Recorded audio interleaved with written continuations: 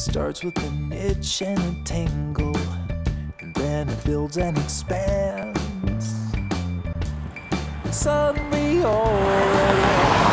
legs won't let me stand. En 1992, la guerre de Moldavie divisa le pays en deux.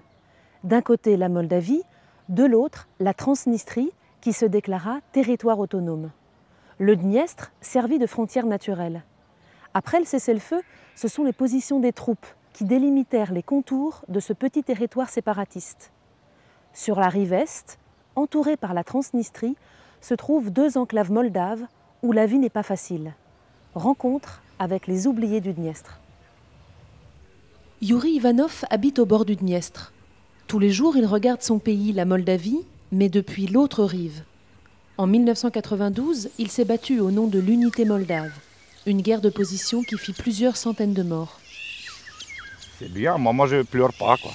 Ça me fait pas pleurer. Parce que moi je connais que c'est la Moldavie, normalement c'est comme ça doit être quoi, la Moldavie. Toi tu t'es battu? Je suis un peu, oui, en 92, avant de venir en France, je suis resté ici pendant 3 mois. Mais normalement, si vous voulez, on n'a pas passé la guerre comme en Ukraine. C'est ça. Et aujourd'hui, la frontière, elle bouge un peu? Bon, moi je crois que normalement non. Pendant l'année, si on bougeait, maintenant ils ont arrivé jusqu'à mon village et c'est fini. Parce qu'ici, c'est vraiment, on dit non, là c'est séparatiste.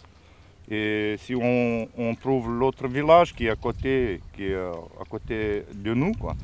Là-bas, les gens ils pensent comme ça, comme si, quoi, tu vois, comme ci, comme ça. Ils disent oh, pourquoi, peut-être avec eux, peut-être avec eux. Et chez nous, c'est fini. On dit non et c'est pour ça.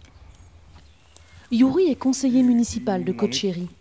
Ce village moldave de 4200 habitants se trouve enclavé en territoire séparatiste. Yuri est aussi un petit entrepreneur. Sa mine de calcaire emploie 6 personnes et produit 1500 mètres cubes par an.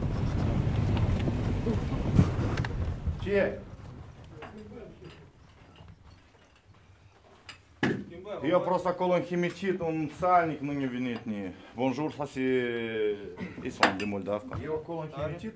Шяна и даты макаражан колонко. C'est très sédent. Компле.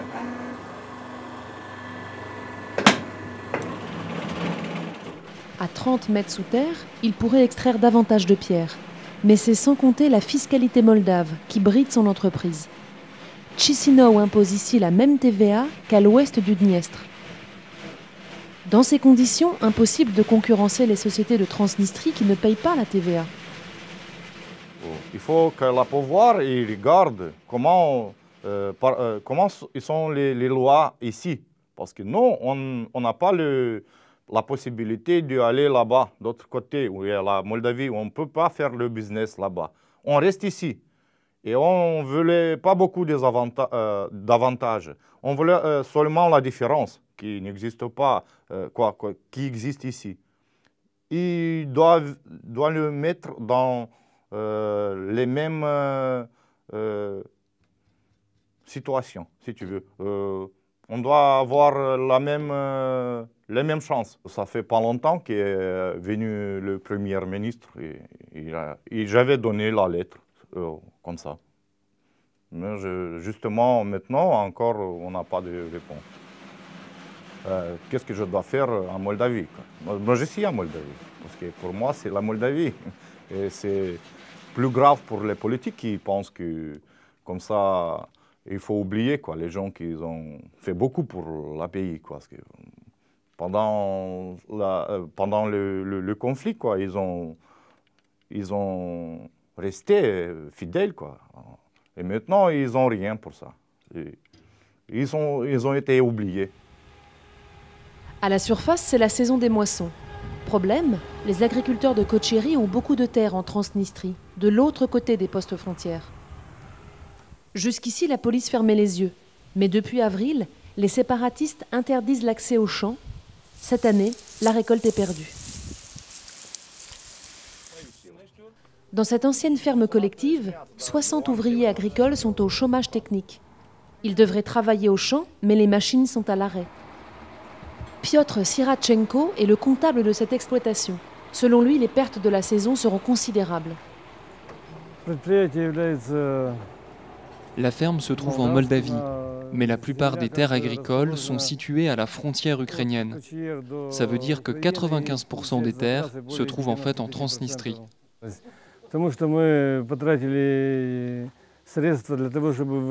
Pour l'entreprise, c'est grave. On a ensemencé 500 hectares de blé et on a préparé la terre pour les semailles du printemps. Cela représente une perte de 2 millions de lei. On ne récoltera rien cette année.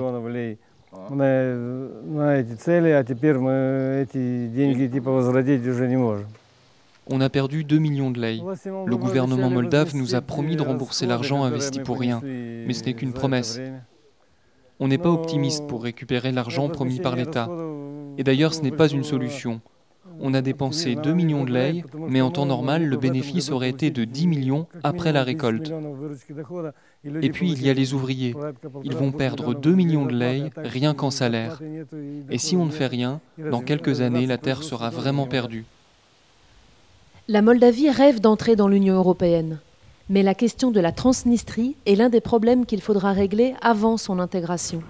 Alors, en attendant, les habitants de Kočeri continuent à vivre enclavés et oubliés par Chisinau.